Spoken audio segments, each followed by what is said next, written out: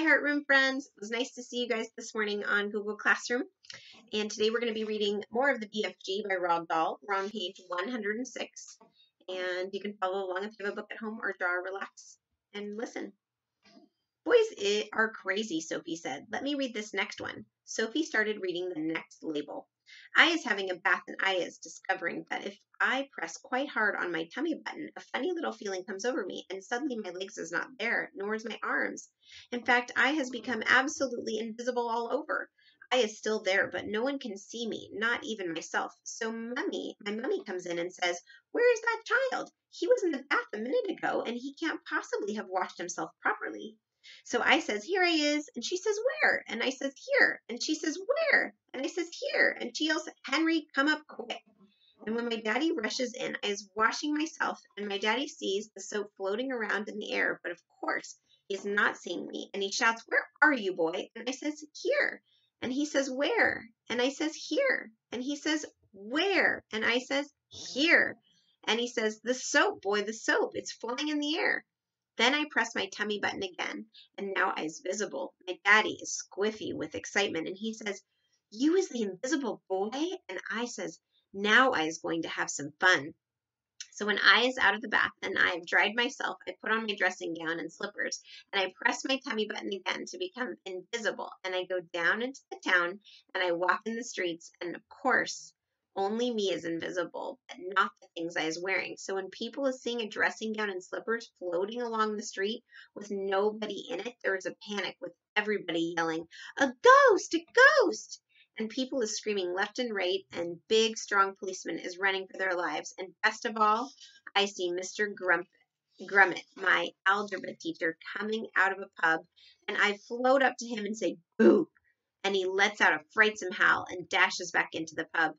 And then I is waking up and feeling happy as a whiff squiddler. Pretty ridiculous, Sophie said. All the time she couldn't resist reaching down and pressing her tummy button to see if it worked. Nothing happened. Dreams is very mystical things, the BFG said. Human beings is not understanding them at all. Not even their brainiest professors understand them. Has you seen enough? Just this last one, Sophie said. This one here. And she started reading. I has written a book, and it is so exciting nobody can put it down. As soon as you has read the first line, you is so hooked on it you can't stop until the last page. In all the cities, people is walking in the streets, bumping into each other because their faces is buried in my book. And dentists is reading it and trying to fill teeth at the same time, but nobody minds because they is all reading it too in the dentist chair. Drivers is reading it while driving, and cars is crashing all over the country. Brain surgeons is reading it while they is operating on brains, and airline pilots is reading it and going to Timbuktu instead of London. Football players is reading it on the field because they can't put it down, and so is Olympic runners while they is running. Everybody has to see what is going to happen next in my book, and when I wake up, I is still tingling with excitement at being the greatest writer the world has ever known until my mummy comes in and says I was looking at your English exercise book last night, and really, your spelling is atrocious, and so is your punctuation. That's enough for now, the BFG said. There's a dillion more, but my arm is getting tired holding you up. What are all those over there? Sophie said. Why have they got such tiny labels? That, the BFG said, is because one day I is catching so many dreams I is not having the time or energy to write out long labels. But there's enough to remind me. Can I look? Sophie said. The long-suffering BFG carried her across to the jar she was pointing to. Sophie read them rapidly, one after the other. I is climbing Mount Everest with just my pussycat for company. I is inventing a car that runs on toothpaste. I is able to make the electric lights go on and off just by wishing it. Those are great pictures.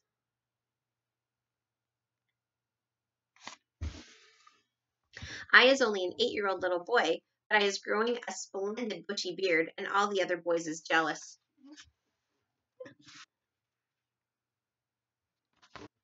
I is able to jump out of any high window and float down safely. I has a pet bee that makes rock and roll music when it flies.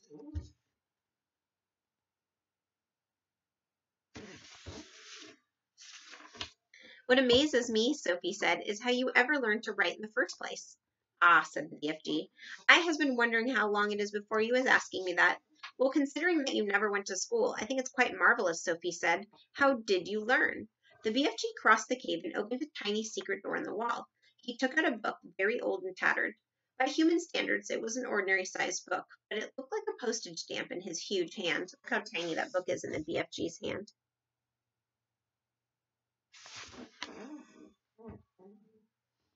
One night, he said, I was blowing a dream through a window, and I see this book lying on the little boy's bedroom table.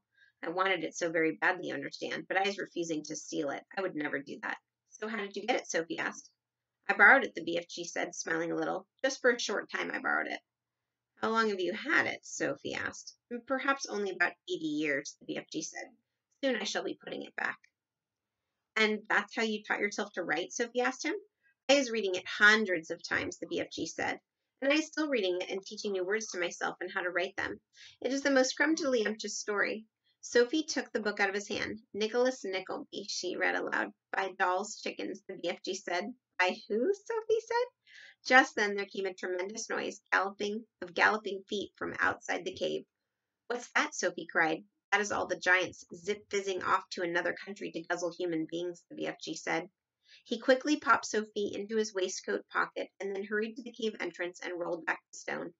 Sophie, peeping out of her spy hole, saw all 9 of the fearsome giants galloping past at full gallop. Where is you off to tonight? Shouted the BFG. We is all of us flesh bunking off to England tonight, answered the flesh lump eater as they went galloping past. England is a luxurious land, if we is fancying a few little English chidlers.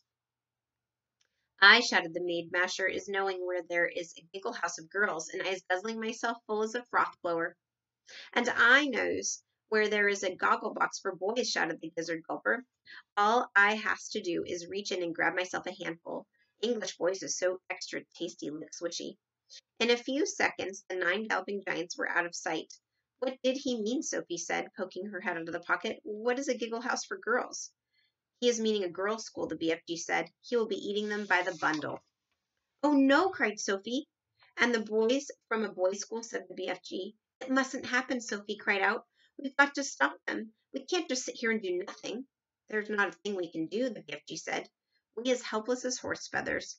He sat down on a large cracky blue rock near the entrance to his cave. He took Sophie from his pocket and put her beside him on the rock. It is now quite safe for you to be outside until they was coming back, he said. The sun had dipped below the horizon, and it was getting dark. I want you to think about, why do you think she doesn't want them to go to the girls' school? And we'll read some more tomorrow called The Great Plan. I hope you have a great night.